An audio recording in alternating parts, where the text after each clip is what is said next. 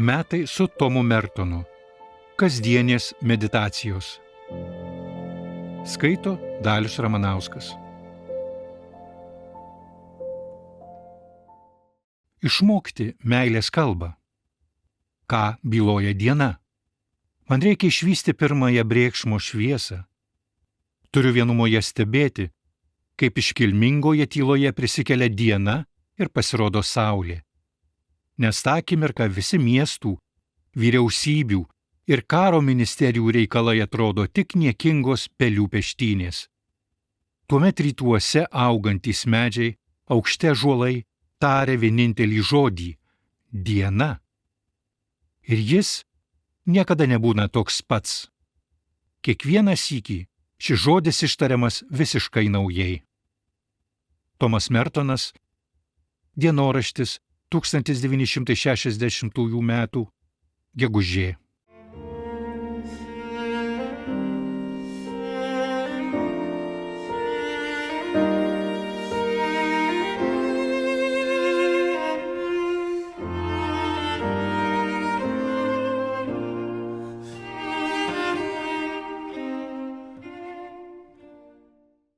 Tūkstantis 1941 metais gruodžio 10 dieną Tomas Mertonas atvyko į Getsemanės Dievo motinos Cisersų vienuolyną ir pradėjo 27 metus trukusią kelionę į vienuolystę, kurią išsamiai aprašė savo dienoraštyje.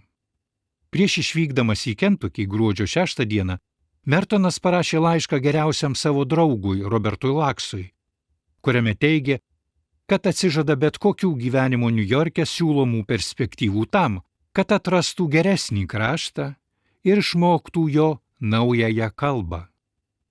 Getsemanėje Mertonas tikėjosi išmoksęs kalbą, tobuliau perteiksiančią visas jo patirtas Dievo malones. Tomas Mertonas peržengė vienuolyno slenkstį jaunas, nesulaukęs nė 27. Po 7 metų 1948 metais pasirodžiusioje autobiografijoje 7-aukštis kalnas, jis aprašė savo turtingą tikėjimo patirtį. Būdamas 16, jis jau rašė dienoraštį. Tam Tomas turėjo gabumų, nes buvo apdovanotas išskirtine regimąja atmintimi. Net po 4 metų gebėjo paeiliui apibūdinti visą, ką gyvendamas Anglijoje kasdien matydavo važiuodamas autobusu iš savo tetos namų į mokyklą. Pavyzdžiui, savo dienoraštyje 1941 metų gegužės 14 dieną jis aprašo žaidimą, kai bandydavo prisiminti, ką veikė tą pačią dieną prieš 10 metų 1931.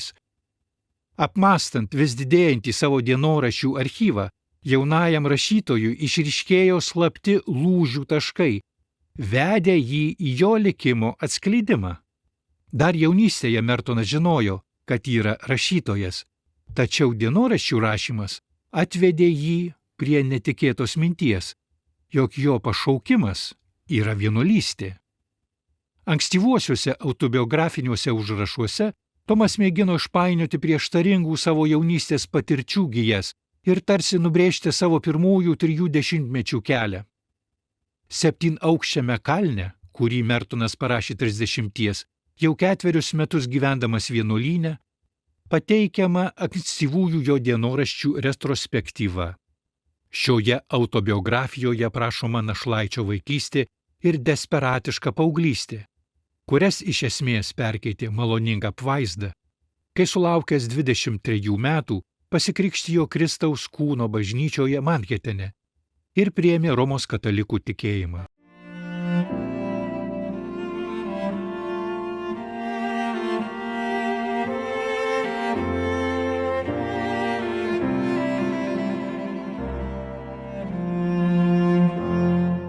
Viena iš svarbiausių Mertono iki vienuolinio gyvenimo patirčių, kuriai savo dienoraščiuose mėgino suteikti gilesnę prasmę, buvo jo motinos Rut mirtis nuo vėžio, kai jam tebuvo 6. O mirus mylimam tėvui, menininkui Ovenui, 16-metis Tomas liko visiškas našlaitis. Po šios netekties jis ėmė rašyti dienoraštį.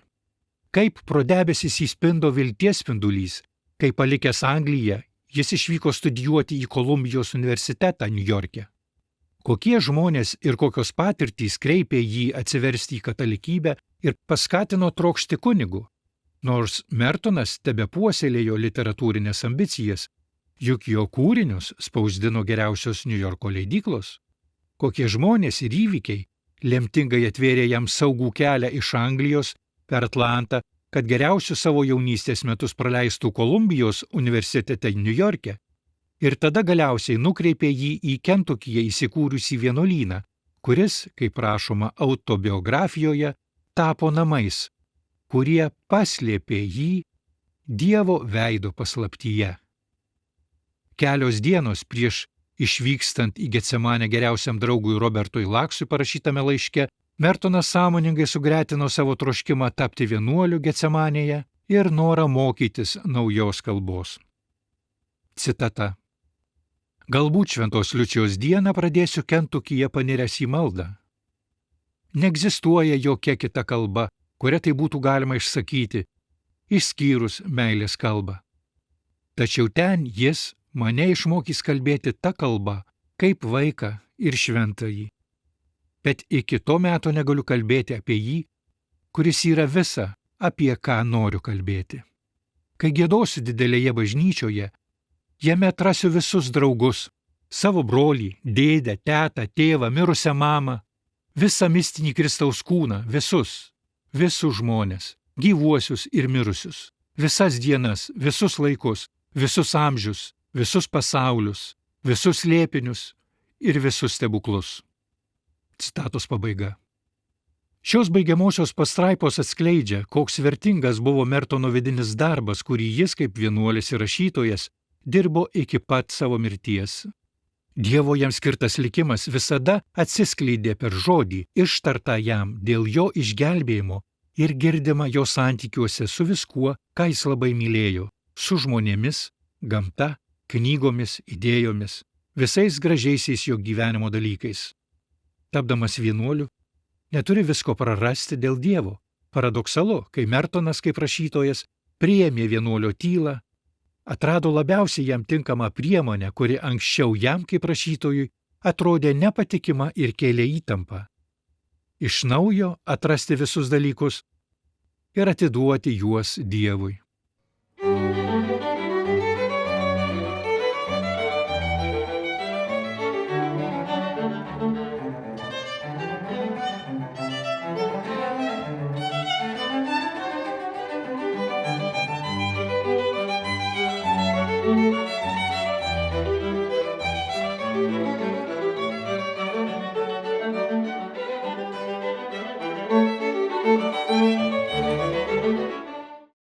Metai su Tomu Mertonu. Kasdienės meditacijos. Sausio 1 diena. Dzeno gūsis. Savo gyvenime būti ištikimam maloniai, tai likti ištikimam paprastumui, atmetant ambiciją, analizę ir minties ar net problemos rutuliojimą. Į visus šiuos tykančius pastus pro langą dvelkia dzeno gūsis. Iš tiesų, visa, ko reikia, tai grįžti prie tikrojo savęs ir nusimesti visas sukauptas minčių drapanas, kurios man netinka ir nėra mano, tačiau pasiimti tik tai, kas neturi vardo. Nuo metų pradžios mane absurdiškai prislėgė didžiulės atsakomybės ir užduoties, kurią turiu atlikti iliuziją. Iš tiesų, bet koks darbas turi būti Dievo, o ne mano. Ir pernelyg juo rūpindamasis nepadėsiu jį atlikti, o tik trukdysiu.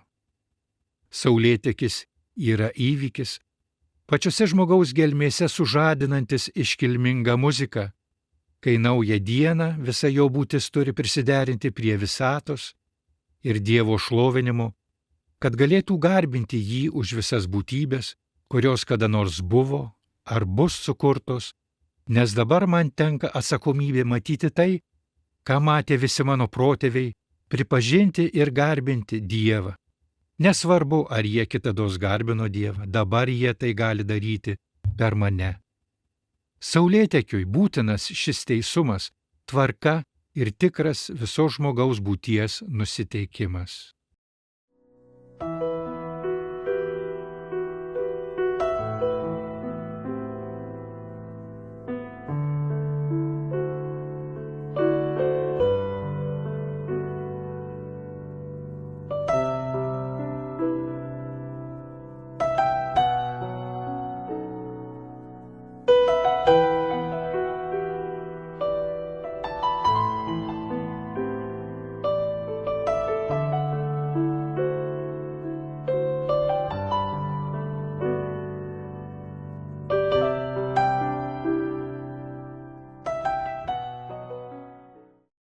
Sausio 2 diena.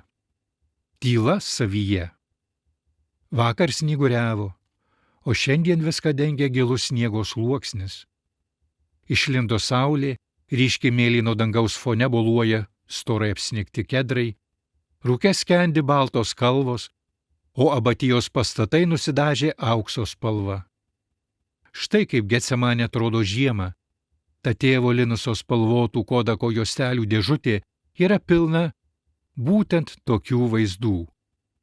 Vakar, kai skaičiau kapinėse, mąsčiau, kaip gali būti, kad tyla, kurią randu savyje, kai žengiu pas Dievą ir ilsiuosi jame, visada yra tokia pati ir kartu visuomet nauja, net jei ji ir nesikeičia.